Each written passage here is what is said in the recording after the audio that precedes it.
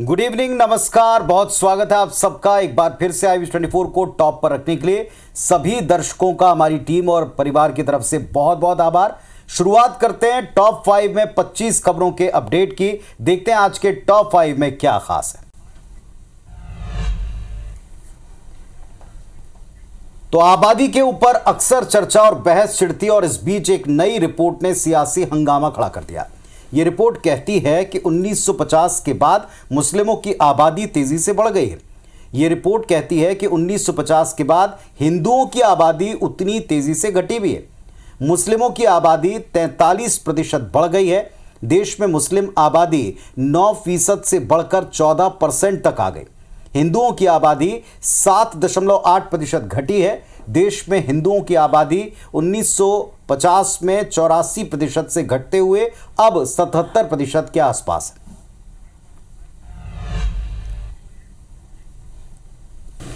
हिंदू की आबादी घटे और मुस्लिम की आबादी बढ़े, यह कांग्रेस की मुस्लिम तुष्टीकरण की राजनीति के कारण से हुआ है। कांग्रेस पार्टी ने मुस्लिम लीग की तरह काम किया है, जिसकी वजह से ये आबादी का जो संतुलन बिगड़ रहा है उसका एकमात्र कारण यही है। इसीलिए इस देश में सामान्य नागरिक संहिता की आवश्यकता है। सामान्य नागरिक संहिता जैसे हिंदू एक विवाह करेगा वैसे मुस्लिम भी एक विवाह करेगा। ये नहीं कि हम 5 हमारे 25 के फार्मूले से आबादी का संतुलन बिगड़े, फिर देश के अंदर एक और पाकिस्तान की मांग पैदा हो। आज की आबादी कितनी बढ़ गई है? 44% बढ़ी है। इसमें यदि अवैध मुस्लिम घुसपैठिए, चाहे वो रोहिंग्या के रूप में हो, चाहे बांग्लादेशियों के रूप में हो, उनको अगर जोड़ दिया जाए, जो जनगणना में शामिल नहीं होते उनको यदि जोड़ दिया जाए तो ये आंकड़े और ज्यादा खतरनाक दिखाई देंगे। भाषण छोड़ दो, ये ठीक नहीं रहेगा। ये देश के लिए भी अच्छा नहीं है कि इस देश में जितने भी मुसलमान लोग हैं इस देश के हैं, वो लोग आज़ादी के लिए बहुत सारे लोग लड़ चुके हैं। तो इसीलिए अब मुसलमान और हिंदू में विभाजन ले आकर चुनाव जीतने के लिए जो कोशिश कर रहे, इस बार कामयाबी नहीं होने वाले। आप देखिएगा, जो सेंसस होना था 21-22 में, आज 24 हो गया, अभी तक तो हुआ नहीं। ये केवल देश की जनता को भ्रम में डालना और लोगों में नफरत फैलाने की बात ये लोग कर रहे हैं। तो अगले चरणों से पहले फिर से एक बार एक मुद्दा मिल गया। इस रिपोर्ट के ऊपर दिन भर बहस छिड़ी हुई है और यह बहस जल्द थमने वाली भी नहीं। इस बीच चुनाव खत्म होते ही छत्तीसगढ़ की एसीबी और ईओडब्ल्यू एक्शन को तेज कर रही है। रायपुर, दुर्ग, कांकेर समेत कई जिलों के 30 ठिकाने हैं जिन पर आज छापे पड़े हैं। महादेव सट्टा ऐप मामले में कार्रवाई की जा रही। रायपुर के संतोषी नगर में निलंबित एएसआई चंद्रभूषण वर्मा के घर पर छापेमार कार्रवाई की गई। सुबह से ही एसीबी और ईओडब्ल्यू की टीम यहां कार्रवाई कर रही है। वहीं दुर्ग जिले के भिलाई में महादेव ऑनलाइन सट्टा के संचालक सौरभ चंद्राकर के घर छापा मारा गया। दिलीप चंद्राकर के घर भी दबिश दी गई। सराफा व्यापारी के घर भी दबिश दिया गया। आकाशगंगा स्थित सहेली अंकरण के संचालक राजेंद्र जैन के ठिकानों पर भी कार्रवाई की गई। तो आप देख रहे हैं सांखला ब्रदर्स जो है, प्रकाश सांखला, उनके सांखला ज्वेलर्स वाले ठिकाने, उन पर भी दबिश हुई है। दोनों जगहों पर शराब घोटाला, महादेव सट्टा ऐप, इन पर पूछताछ एक तरफ जारी है और ठिकानों पर 30 ठिकाने हैं जिनमें से 3 तस्वीरें हम आपको दिखा रहे हैं बड़ी बड़ी, जहां आज छापे की कार्रवाई से हड़कंप मचा। किसी को भीतर प्रवेश नहीं मिल रहा और छानबीन लगातार जारी।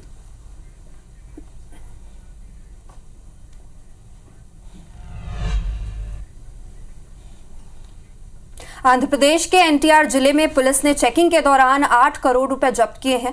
आरोपी रुपयों का हिसाब किताब नहीं दे पाया। मामले में आरोपी से पूछताछ जारी है और आयकर विभाग को मामला सौंप दिया गया है। तो मध्य प्रदेश में अभी एक चरण का चुनाव बचा है। छत्तीसगढ़ में 3 चरणों के तहत सभी 11 सीटों पर वोटिंग संपन्न हो गई और इस बीच बाकी की जगहों के ऊपर चुनावी रण और घमासान तेज है। खरगोन की सभा में सीएम डॉक्टर मोहन यादव ने राहुल गांधी पर तीखा वार किया। सीएम ने राहुल गांधी को झूठा बताया, कहा कि झूठे को झूठा ही बोला जाएगा। चौथे चरण में सभी 8 सीटों पर बीजेपी जीतेगी दावा किया और पूरे प्रदेश में मोदी माहौल है, इसका भी दावा किया।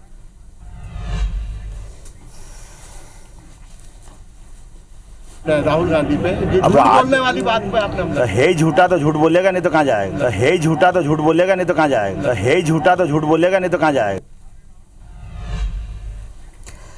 तो खरगोन में और मालवा की महाभारत पर लगातार बीजेपी के दिग्गज जो मंत्री हैं, नेता है, प्रचार प्रसार कर रहे हैं। और इसी तरह इंदौर की कमान संभाली है प्रियंका गांधी ने। इंदौर पहुंची प्रियंका गांधी ने वीडी शर्मा पर प्रहार किया। राधिका खेड़ा विवाद को जोड़ते हुए उन्होंने कहा कि प्रियंका गांधी लड़की हूं, लड़ सकती हूं। ये वीडी शर्मा ने प्रियंका गांधी पर प्रहार किया है। जब राधिका खेड़ा के साथ बदतमीजी हुई तब आपकी आवाज कहां थी? अरे प्रियंका गांधी जी, बेटी हूं तो लड़ सकती हूं का नारा वो राधिका खेड़ा बहन पूछ रही है। राम मंदिर के दर्शन करके आई, आपके नेताओं ने छेड़खानी की, उस बहन के साथ बदतमीजी हुई। कहां है आपकी आवाज? मध्य प्रदेश के कांग्रेस के अध्यक्ष ने क्या कहा? दलित महिला के लिए किस शब्दों का उपयोग किया? जवाब दीजिए प्रियंका जी। इंदौर में बीजेपी कांग्रेस के बीच अब नोटा को लेकर जुबानी जंग शुरू हो गई है। अक्षय कांति बम के कांग्रेस प्रत्याशी के तौर पर नाम वापस लेने के बाद कांग्रेस ने नोटा को समर्थन दिया। कांग्रेस कार्यकर्ता अभियान चलाकर इंदौर में दुकानदारों के बीच पहुंच रहे हैं और उन्हें नोटा चाय पिलाकर समर्थन मांग रहे हैं, जिसके जवाब में बीजेपी ने भी मोर्चा संभाल लिया। कांग्रेस के संभागीय प्रवक्ता विवेक खंडेलवाल का कहना है कि जिस प्रकार से इंदौर के साथ छल किया गया, उसके बाद बीजेपी को हराने के लिए नोटा जरूरी है, जिसके जवाब में बीजेपी के प्रदेश सह मीडिया प्रभारी दीपक जैन का कहना है कि कांग्रेस का नोटा का प्रचार लोकतांत्रिक व्यवस्था के लिए ठीक नहीं है। इधर छत्तीसगढ़ के पूर्व डिप्टी सीएम टीएस सिंहदेव ने भारतीय जनता पार्टी पर तीखा हमला बोला। बीजेपी पर आरोप लगाते हुए कहा कि जिले के क्रशर संचालकों के खिलाफ लंबी पेनाल्टी का हवाला देकर उन्हें भारतीय जनता पार्टी में ज्वाइन करवाया गया था। भारतीय जनता पार्टी ने चुनाव प्रचार में लगे नेताओं को परेशान करने में कोई कसर नहीं छोड़ी। उन्होंने यह भी कहा कि लोकतंत्र खतरे में है।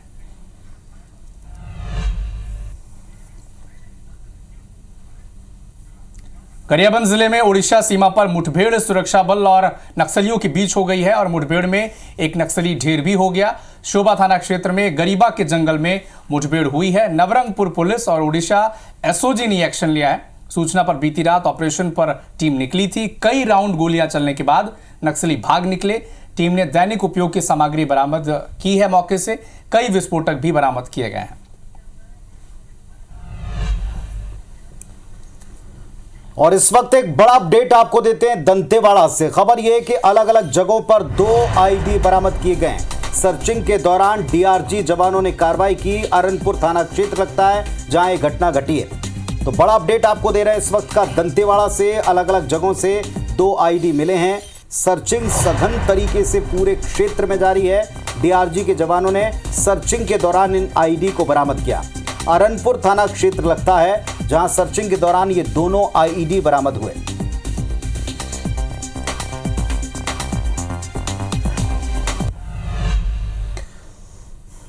कवर्धा के नक्सल प्रभावित इलाकों में 6 कैंप खोले जाएंगे। नक्सलियों के मूवमेंट को रोकने के लिए कैंप खोलने की तैयारी है। कैंप खोलने को लेकर गृह मंत्री विजय शर्मा ने बयान दिया। उन्होंने कहा कि सुरक्षा के कैंप के साथ साथ विकास के कैंप भी होंगे। सबनापुर, कुमान, बहना खोदरा, बेंदा, मारा डबरा, इन 4 स्थानों पर नई सरकार, विष्णुदेव जी की सरकार बनने के साथ ही कैंप का काम शुरू हो गया है। धनवाही और कबरी पथरा, इन स्थानों पर भी कैंप प्रस्तावित हो गए हैं। यहाँ पर भी नए कैंप खोले जाएंगे।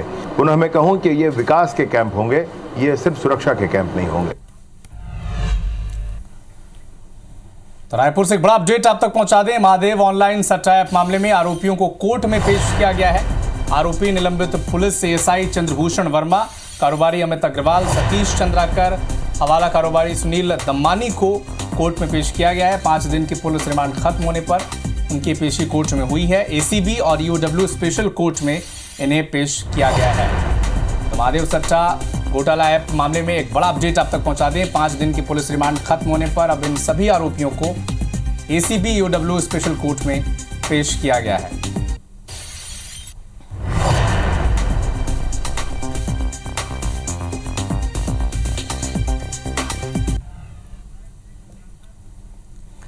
मध्य प्रदेश बीजेपी के प्रवक्ता गोविंद मालू का देर रात आकस्मिक निधन हो गया। उनकी अंतिम यात्रा में मुख्यमंत्री डॉक्टर मोहन यादव शामिल हुए। इस दौरान सीएम मोहन यादव ने कहा कि गोविंद मालू भाजपा की विचारधारा के प्रति प्रतिबद्ध समर्पित कार्यकर्ता थे। उन्होंने कई जिम्मेदारियां निभाई थी और गोविंद मालू को उन्होंने श्रद्धांजलि अर्पित की। इस दौरान बीजेपी प्रदेश संगठन मंत्री हितानंद शर्मा, आशीष अग्रवाल, कांग्रेस नेता के मिश्रा भी मौजूद रहे। बता दें कि गोविंद मालू IBC 24 में भी बीजेपी की ओर से पैनलिस्ट के तौर पर बैठते रहे हैं और अपना पक्ष रखते रहे हैं। IBC 24 भी गोविंद मालू को श्रद्धांजलि अर्पित करता है। श्रीमान गोविंद मालू जी का दुखद निधन हुआ, मुझे अत्यंत दुख है। मैं परमात्मा से कामना करता हूँ, अचानक हार्ट फेल हुआ और ये घटना हुई है। मैं परिवार के लोगों से भी मिला है और प्रभु महाकाल से कामना करता हूँ अपने चरणों में स्थान दे। ओम शांति। इधर बालोद जिले में नीट एग्जाम में हुई गड़बड़ी को लेकर कांग्रेस के एक प्रतिनिधि मंडल ने राज्यपाल से मुलाकात की।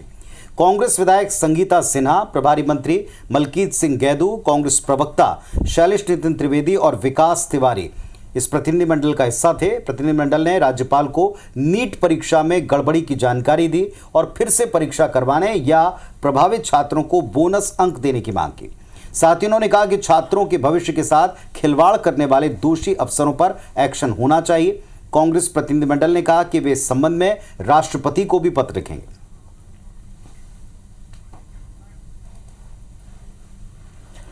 बैतूल जिले की मुल्ताई विधानसभा के 4 मतदान केंद्रों पर 10 मई को फिर से मतदान होगा, जिसे लेकर जिला निर्वाचन अधिकारी ने मतदान सामग्री के साथ मतदान कर्मियों के एक दल को मतदान केंद्र के लिए रवाना किया। जिन 4 मतदान केंद्रों पर दोबारा मतदान होना है उनमें मुल्ताई विधानसभा के राजापुर, डूडर, रैयत, कुंदा, रैयत और 280 चिखली माल शामिल है। बता दें कि बैतूल में 7 मई को वोटिंग के बाद ईवीएम ले जा रही गाड़ी में आग लग गई थी और इस हादसे में कुछ ईवीएम को नुकसान पहुंचा। इसी कारण से 4 बूथ पर रिपोलिंग का फैसला निर्वाचन आयोग ने लिया है।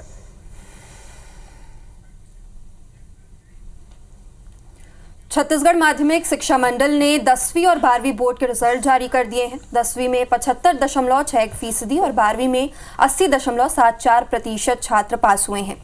10वीं में 58 बच्चों ने टॉप 10 में जगह बनाई है, जिसमें से 42 लड़कियां शामिल हैं। वहीं 12वीं में टॉप 10 में 20 बच्चों ने जगह बनाई है, जिसमें 15 लड़कियां भी शामिल हैं। यानी इस बार भी लड़कियों ने बाजी मारी है। 10वीं में जशपुर की सिमरन शबा ने पूरे प्रदेश में टॉप किया है। वहीं गरियाबंद की होनिशा दूसरे नंबर पर है।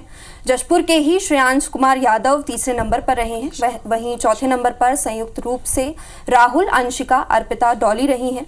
12वीं में महासमुंद की महक अग्रवाल ने पूरे प्रदेश में टॉप किया है।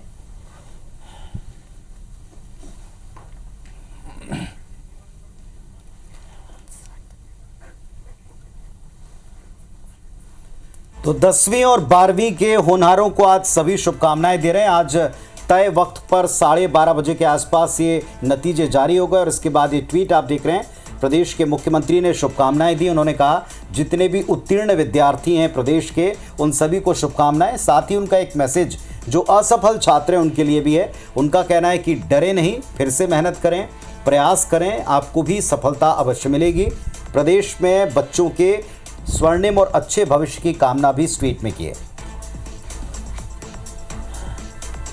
मध्य प्रदेश में 10वीं 12वीं में फेल हुए स्टूडेंट्स को माध्यमिक शिक्षा मंडल एक और मौका देगा। रुक जाना नहीं योजना के तहत छात्रों को यह मौका दिया जाएगा। 21 मई को 15 केंद्रों में 10वीं और 12वीं की परीक्षा आयोजित की जाएंगी। 4000 से ज्यादा छात्रों ने परीक्षा के लिए आवेदन दिया है, जो कि एग्जाम में शामिल होंगे। जबलपुर के रजा मेटल एंड स्क्रैप गोदाम ब्लास्ट मामले में पुलिस ने 2 आरोपियों को गिरफ्तार कर जेल भेज दिया है और गोदाम संचालक हिस्ट्री शीटर शमीम कबाड़ी अभी भी फरार है और इसकी तलाश पुलिस कर रही है। बता दें कि 25 अप्रैल को गोदाम में ब्लास्ट हुआ था और घटना में 2 मजदूरों की मौत हुई थी, लेकिन अभी तक सिर्फ एक मजदूर की डीएनए रिपोर्ट से पहचान हुई है, जबकि दूसरे मजदूर का कोई सुराग नहीं मिल पाया है। बता दें कि गोदाम संचालक पर पहले से करीब 24 मामले दर्ज हैं। पुलिस जांच में यह भी पता चला है कि आरोपी बड़ी मात्रा में जबलपुर की ऑर्डिनेंस फैक्ट्री और आमला फैक्ट्री की स्क्रैप खरीदता था। मामले में एनआईए और एनएसजी अलग से जांच भी कर रही है। ये जो ब्लास्ट था इसके संबंध में जो सर्टन एजेंसीज जो आई थी उन लोगों ने अपने इंस्पेक्शंस पूरे किए हैं यहाँ के। इसमें जो आरोपी थे उनमें से 2 आरोपियों की गिरफ्तारी हो गई है, जैसा आप जान रहे हैं, फ़हीम और सुल्तान की। और इनमें से एक आरोपी जो है आरोपी शमीम, वो अभी फरार है, उनकी गिरफ्तारी के प्रयास किए जा रहे हैं। और इस वक्त एक बड़ा अपडेट आपको दे दे रायपुर से। महादेव ऑनलाइन सट्टा ऐप केस में आरोपियों को जो कोर्ट में पेश किया था 14 मई तक की न्यायिक रिमांड पर जेल भेज दिया है। इनमें कारोबारी अमित अग्रवाल 14 मई तक पुलिस रिमांड पर ईओडब्ल्यू के सुपुर्द कर दिए जा रहे हैं। आरोपी निलंबित पुलिस एएसआई चंद्रभूषण वर्मा को जेल भेजा है। सतीश चंद्राकर, हवाला कारोबारी सुनील दम्मानी ये जेल जाएंगे। 5 दिन की पुलिस रिमांड खत्म हुई थी, जिसके बाद ईओडब्ल्यू ने इन्हें कोर्ट में पेश किया। एसीबी ईओडब्ल्यू स्पेशल कोर्ट ने यह आदेश दे दिया है। तहसीन जैदी हमारे सहयोगी हमारे साथ में जुड़ गए हैं। जी तहसीन, बताइए, अपडेट दीजिएगा। देखिए, बहुचर्चित महादेव ऑनलाइन सट्टा ऐप मामला जो था उसमें एसीबी ईओडब्ल्यू ने भी एफआईआर दर्ज की थी और उसके बाद लगातार उसमें पूछताछ कर रही थी और कई लोगों की इसमें गिरफ्तारी भी हुई। और उसके बाद जो जेल में जो बंद थे, जो ईडी के द्वारा जो बंद थे जेल में, उनको प्रोडक्शन वारंट पे लेके पूछताछ की जा रही थी। पिछले 10 से 15 दिनों से अलग अलग जो लोग हैं उनको पूछताछ की जा रही थी। उनमें अगर बात करें तो निलंबित पुलिस एएसआई हैं चंद्रभूषण वर्मा, सतीश चंद्राकर और हवाला कारोबारी सुनील दम्मानी और ये जो दूसरे थे अमित अग्रवाल। इसके अलावा बात करें तो भीम सिंह पुलिस के आरक्षक जो निलंबित थे जेल में बंद हैं और जो उनके जो ड्राइवर था, ये 5-7 लोगों से बैठ के पिछले 10 से 15 दिनों से पूछताछ की जा रही थी। अलग अलग तारीखों में 5 दिन की 6 दिन की ले के रिमांड, उसमें कई अहम जानकारियां मिली हैं और उसके आधार पे अगर बात करें तो आज इन सभी लोगों को जब रिमांड खत्म हुई तो आज कोर्ट में पेश किया गया। विशेष न्यायाधीश जो एसीबी ईओडब्ल्यू के हैं उनके कोर्ट में पेश किया गया। तो वहां से दोनों पक्षों की बहस सुनने के बाद उसमें जो है 14 मई तक न्यायिक रिमांड में जेल भेजने में भेजा गया है, जिसमें सतीश चंद्राकर, चंद्रभूषण वर्मा, सुनील दम्मानी। इसके अलावा अगर बात करें तो अमित अग्रवाल जो एक हवाला कारोबारी हैं, इनको ईडी ने दोबारा जो है रिमांड में लिया है एसीबी ईओडब्ल्यू ने और उनसे पूछताछ की जा रही है। क्योंकि अभी तक जो जानकारी निकल के आई है इसमें कई बड़े खुलासे हुए पूछताछ में, एक दूसरे से जब सामने बिठा के पूछताछ की गई है। तो अभी हालांकि उन क्या खुलासे हुए इस बात का खुलासा अभी ईओडब्ल्यू ने नहीं किया है, लेकिन ये बात सामने आ रही है कि कई बड़े खुलासे नजर थी कि आखिर क्या कोर्ट में पेश होने के बाद में इन आरोपियों के साथ में क्या निर्देश आता है। तो जैसा आपने जानकारी दी 14 मई तक न्यायिक रिमांड पर इन्हें जेल भेजा गया है और इन्हीं की डिटेल हमारे सहयोगी तहसीन आपको बता रहे थे। अपराध जगत के 2 बड़े अपडेट आप तक पहुंचा दें। पहली खबर कोरबा से है। कोरबा के भाटापारा में एक कमरे में बच्चे के साथ एक दंपति का शव मिला है। शव मिलने से इलाके में सनसनी फैल गई। पुलिस मौके पर पहुंची और अफसरों ने डॉग स्क्वाड के साथ मौके का मुआयना किया। फॉरेंसिक एक्सपर्ट को बुलाकर मामले की जांच शुरू की है। पुलिस ने जांच के बाद हत्या की आशंका जताई है और पूरे मामले को लेन देन से जोड़कर देखा जा रहा है। हालांकि पुलिस का कहना है कि जांच के बाद मामले का खुलासा होगा। और दूसरी खबर श्योपुर से है, जहां विधवा मां की हत्या कर दीवार में शव चुनवा दिया गया। हत्या के बाद थाने में गुमशुदगी की रिपोर्ट भी उसने दर्ज कराई थी अपने मां की। पुलिस पूछताछ में जब आरोपी बेटे से यहां पर कड़ाई से पूछताछ की गई तब उसने अपना जुर्म कबूल कर लिया। 6 मई से महिला लापता थी। पुलिस ने अब मकान को सील कर दिया है और जांच की जा रही है।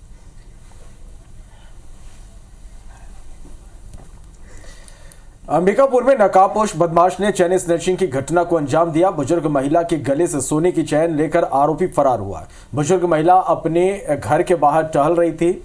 नमना कला इलाके की यह पूरी घटना है। सीसीटीवी में ये पूरी वारदात कैद हुई है और पुलिस इस पूरे मामले की जांच कर रही है। घटना रीवा की, जहां त्योथर टोल प्लाजा में जमकर बवाल कटा। कार सवार लोगों ने टोल प्लाजा के ऊपर विवाद किया, कर्मचारी को धमकाया, कंट्रोल रूम पर पत्थर फेंके। इसका सीसीटीवी फुटेज सामने आ चुका है। पुलिस ने इसी फुटेज के आधार पर 4 आरोपियों पर केस दर्ज कर लिया है। तो टॉप 5 में अभी के लिए बस इतना ही, लेकिन तमाम खबरों पर अपडेट आपको मिलेगा सिर्फ और सिर्फ नंबर 1 न्यूज चैनल IBC 24 पर। जुड़े रहिए, देखते रहिए, अपडेटेड रहिए। फिलहाल हम 5 को इजाजत दीजिए। नमस्कार।